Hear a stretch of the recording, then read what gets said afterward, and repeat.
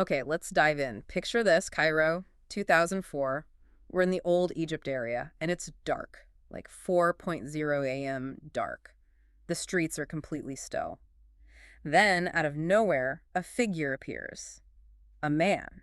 He's dressed strangely, face totally covered, and he's dragging this heavy sack. You can just tell he's incredibly nervous, jumpy. Yeah, and that jumpiness, that's key. Yeah. Because someone does see him. A resident happens to be awake, out on his balcony. He sees this shadowy figure acting suspicious down below. And he calls out, right, just shouts into the silence. Exactly. And the reaction is immediate. Pure panic. The masked man doesn't even hesitate. And just throws the sack. Throws the sack straight into a sewer grate, which, by sheer coincidence, happens to be open right there, and then he's gone. Vanishes into the alleys. Like a ghost. Wow. So fast forward a few hours. Right about 7 a.m., a sanitation worker is doing his rounds, finds the sewer grate blocked by this really heavy sack. He probably thinks, maybe it's something valuable someone ditched. But it wasn't. No. He pulls it out, opens it up. And that's when the screaming starts. It's the lower half of a human body. Just brutal. In this case, it almost got shelved, didn't it? Filed away as against an unknown eulogy. Our job today is to really unpack how the investigation turned, how they connected dots nobody thought were related. So the initial scene. Forensics, police. What did they actually have to work with? It sounds like almost nothing. Pretty much. They had half a victim. They could tell she was an elderly woman. And interestingly, her appearance gave some clues about her life. How so? Well, fragments of her clothing suggested poverty. But it was her feet, actually. They were heavily cracked, calloused, worn down. Signs of someone who spent a lot of time on their feet, working hard. Maybe a street vendor or someone like that. Okay, so a profile starts to emerge, but no identity. What did the actual forensic report say? It confirms some basics. Victim in her 60s, time of death. About 2 days before the body part was found. Cause of death was strangulation, probably with a rope or maybe a piece of cloth. Okay. But here's the bit that really stood out, the detail that hinted at the killer's psychology. The dismemberment didn't happen right after the murder. Oh. When did it happen? The report estimated it happened a full day, maybe even 2 days, after she was killed. Wait, seriously? 1 or 2 days later? Yes. Think about what that implies. It suggests the killer wasn't panicked, wasn't rushing to dispose of the body immediately.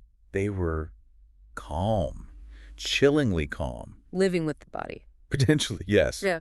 Or at least having access to it without fear of discovery.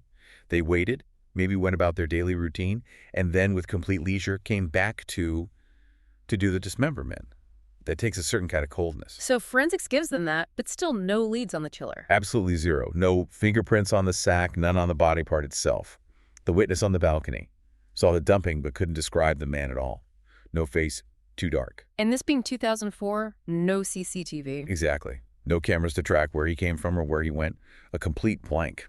The police were desperate to find the upper half of the torso, hoping for an ID. They searched everywhere, checked missing persons. For 4 straight days, they searched the area, checked every missing person report. Nothing matched.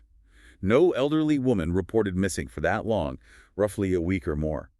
It was like she didn't exist. The killer really understood how crucial anonymity was. Precisely. Without identification, proving the full crime, connecting it all, it's incredibly difficult. Yeah. The killer seemed to be banking on that, betting that the police would hit this exact wall and have to give up, declare it unsolvable. So the physical evidence trail is cold. What happens next? How do they pivot? Well, this is where the chief of police starts thinking differently. He can't work this scene anymore, so he starts watching the reaction to the crime. People were coming into the station, locals asking about this gruesome discovery. That seems normal. People are curious. It is, but one man's interest seemed off. A bit too intense. He kept asking, very frequently, almost pressing, about whether they'd found the other half, if there were any leads. His questions felt, as the report said, exaggerated. Interesting. Who was this guy? His name was Abd El Naser Ahmed Ismail, 38 years old. And his background? Well, it immediately raised red flags. He was listed as a world fuel or registered danger. Meaning? Meaning he had a serious record, 11 prior convictions, things like aggravated robbery, and one particularly brutal attempted murder. What happened there? He'd attacked an elderly woman, tried to steal her gold jewelry, and in the process actually cut off her arm. My God. So a history of extreme violence, specifically against elderly women. Exactly. But here's the really strange part, the institutional twist. Why was he hanging around the police station asking questions? Yeah, why? He had just finished a 15-year prison sentence. He was out, but under mandatory post-release supervision. And that supervision required him to check in at the police station every single day and stay there overnight. Wait, he had to sleep at the police station every night, the same station investigating the murder. That's right. He was literally under their roof while they were hunting for the killer. That's unbelievable. So the chief connects this guy's weirdly intense interest with his violent past. And his constant presence. The chief gets this gut feeling. It's thin, maybe, but it's something. He decides to check Abd El Naser's attendance log for the supervision. Just to see if he was actually there every night like he was supposed to be. Precisely. And the log shows perfect compliance, day after day, night after night. He checked in, stayed over. Consistent, except for one single day. One absence. He'd called in, claimed he had a health issue, a stomach problem, he said. Couldn't make it. Let me guess the date. You got it. The exact day the sanitation worker found the lower half of the body in that sewer. Wow. That's not just thin anymore. That's a direct link to the time the body was disposed of. It's the first real crack in the case.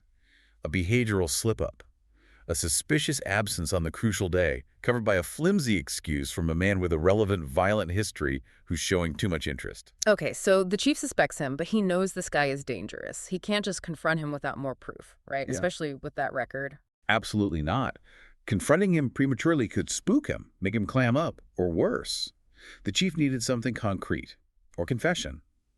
So he opts for a psychological play, a calculated risk. What does he do? He decides to use the killer's own presumed strategy against him. He instructs his officers to start a rumor within the station. Let it spread, make sure Abd El Naser hears it. What was the rumor? That the investigation was basically dead, that they had no leads, no hope of finding the other half of the body, and the case was about to be officially closed. Filed iouche, against an unknown. Essentially, you got away with it. A trap, designed to make the suspect feel safe. Exactly. And they watched his reaction. Abd El Naser, still showing up for his nightly supervision, heard the rumor. And how did he react? Oh. He was seen celebrating.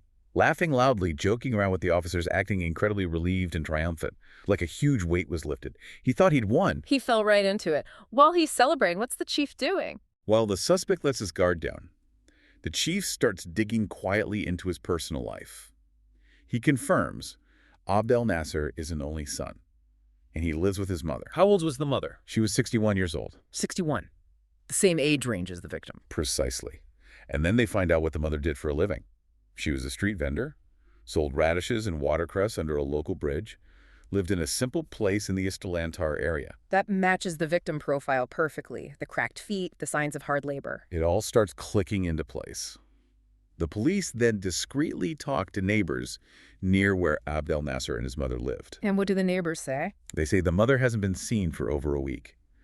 She disappeared right after having some kind of argument with her son, Abd El Naser. A minor spat, apparently. And nobody reported her missing. That was the crucial piece. The neighbors confirmed they lived alone, just the two of them. And they had no other known relatives, no family to even notice she was gone or raise the alarm.